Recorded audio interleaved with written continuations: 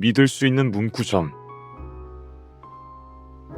학용품을 이것저것 많이 사용하던 학생 때는 오래도록 문방구 구경을 하곤 했다. 항상 쓰는 물건이니 깊은 관심을 가질 수밖에 없었던 탓이리라.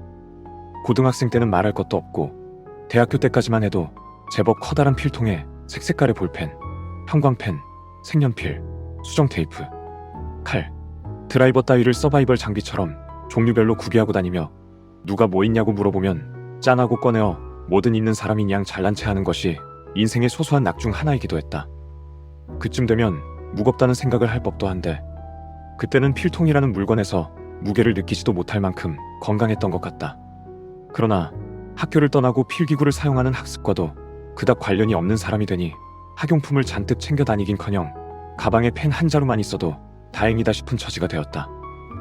애초에 긴 글을 손으로 쓸 일이 별로 없으니 다이어리를 쓰거나 잠깐 뭘 메모할 때가 아니면 펜이 사용되지 않아 서랍 속에 십수년 묵은 필기구가 목적을 잃은 고대 병기처럼 잔뜩 굴러다니는 형국이다. 아마 이 속도라면 20년 뒤에도 비슷한 상황일 것 같다. 아니, 어디서 판촉물이나 사은품으로 주는 펜이 쌓이는 속도를 생각하면 필기구는 불어나기만 할 것 같다. 이대로라면 필기구 만드는 회사들도 난처해져서 손편지나 필기구를 주고받는 레터데이 같은 것을 만들어내는 것은 아닐까?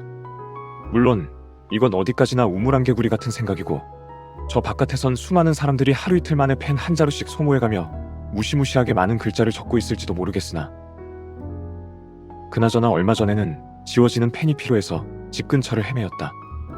나는 보드게임을 하면 언제 누구와 했는지 도서 대출 카드처럼 기록지를 만들어 보드게임 안에 넣어두는 습성이 있는데 내용을 이것저것 적다 보면 틀리는 경우가 많아서 지워지는 펜으로 적으면 좋겠다 싶었던 것이다. 그런데 이 물건이 다이소에 없는 것은 물론이고 근처 잡화점에도 없었다. 아파트 상가 깊은 곳에 모닝글로리가 있지 않았나 싶어 거길 찾으려고 보니 점포에 흔적조차 없었다. 별수 없이 이번에는 15분 거리의 알파문구까지 걸어갔다. 그런데 이게 웬걸, 알파문구도 깨끗이 지워지듯 자취를 감췄다. 코로나 시국에 학용품이나 사무용품 사용될 일도 줄어든 탓에 버티지 못한 것일까? 허탈한 심정으로 지도를 켜고 가까운 문구점을 검색했다. 그러고 보니 도서관 가는 길에 제법 그럴듯한 모닝글로리가 한 군데 더 있었다. 인근에 학교가 둘이나 있어서 무사했던 것인지도 모른다. 그리하여 그 모닝글로리에 들어가 보니 주인장은 약간 깐깐한 인상에 안경을 낀 중년 남자였다. 펜 진열대는 카운터 정면에 있었다. 지워지는 펜이 있을까 없을까? 다행히 있었다. 나는 안도하며 하나를 집어들었다. 그러자 주인장이 말을 걸었다. 그 펜은 지워지는 펜입니다. 하기야, 마찰열로 지워지는 펜이라고 써있지 않으니 잘 모르는 사람이 펜 모양만 보고 살 일이 있을 법도 했다. 퍽 친절한 안내였다. 나는 반가운 김에 이 펜을 사려고 근처를 찾아다니다가 여기까지 왔다고 답했다. 그러자 주인장은 말했다. 하긴 요즘은 많이 빠졌죠. 출시되었을 때 좀 인기가 있었다가 그렇게까지 요긴하게 쓸 일이 없어서 사람들이 잘 찾지 않게 된 것일까? 아무튼 내가 혁신적이라고 생각하는 물건의 인기가 시들해졌다는 정보를 얻게 되었다. 나는 잠시 고민했다가 파란색 한 자루를 구입했다. 결제할 때 주인장은 짧은 설명을 덧붙였다. 파란색까지는 리필심이 있습니다. 나중에 다 쓰거들 리필심을 사서 띄워 쓰라는 뜻이다. 펜을 리필심을 사본 적이 없는 나로서는 아주 신선한 정보였다.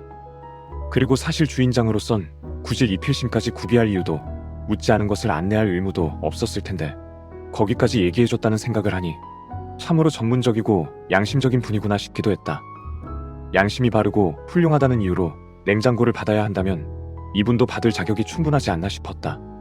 그 일이 있고 몇 주가 지난 최근에는 조그만 피규어의 자작 소품을 살짝 색칠할 때 사용할 노란색 네임펜이 필요하게 되었다. 일단 당연한 수순대로 가까운 다이소에 갔다. 그런데 노란색은 12색쯤 되는 세트에만 포함되어 있는 게 아닌가. 따지고 보면 도합 4cm쯤 되는 선만 그리면 그만인 상황에 20년쯤 쓰고도 남을 네임펜을 색깔별로 구비하고 싶지는 않아서 이번에도 그 실내의 모닝글로리를 찾았다. 이번에는 주인장 말고도 젊은 남자분이 한 명 더 있었다. 아마 아드님이 아닐까? 그런데 노란색 네임펜을 따로 팔지 않는 것은 일종의 업계 상식인 듯 여기서도 노란 네임펜을 낱개로 살 수는 없었다. 물체 표면에 이름을 또렷이 쓰는 게 주목적인 펜이니 노란색은 좀 별난 취급을 받을 수밖에 없는지도 모른다. 노란색을 특별히 좋아하는 사람들이 충분한 세력을 이루고 항의할 날이 오길 바란다. 아무튼 여기까지 온 김에 사는 게 낫나 잠시 고민했다가 나는 발길을 돌렸다.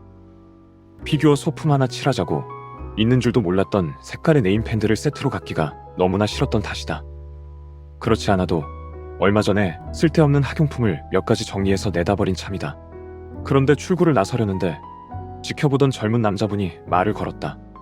금색이라면 따로 있습니다. 금색이라. 원하는 건 노란색이지만 금속성을 표현해도 나쁠 건 없었으므로 나는 곧장 그분이 집어주는 금색 네임펜을 샀다. 하기야 크레파스도 금색과 은색은 참으로 인기 있는 색이라 금방 떨어지곤 했다. 같은 이유로 네임펜도 금색, 은색은 따로 팔만할 것이다. 거기까지 생각이 미친 나는 나가다 말고 은색 네임펜도 있느냐 물어 한 자루를 더 샀다. 그리하여 구입한 네임펜들은 계획대로 잘 쓰고 서랍에 넣어뒀다. 사실상 노란색이 포함된 세트보다 돈을 더 쓰게 되었지만 딱히 후회되진 않는다. 결과물도 좋았고 무엇보다 좋은 가게를 알게 되었다는 점이 기뻤다. 영화 존 윅을 보면 총기 소믈리에가 나와서 주인공의 문의에 친절하게 답하며 이 총 저 총을 보여주고 파는데 온라인 쇼핑이 주가된 데다 여차하면 속는 게 아닐까 의심하는 경우가 많은 요즘 시대에 이런 식으로 믿을 수 있는 오프라인 점포를 확보하는 건 소박한 축복이라고도 할 수 있을 것이다. 이 동네에 15년 넘게 살고도 이렇게 좋은 가게를 몰랐다니. 앞으로는 종종 별일도 없이 모닝글로리 구경을 갈까 싶다.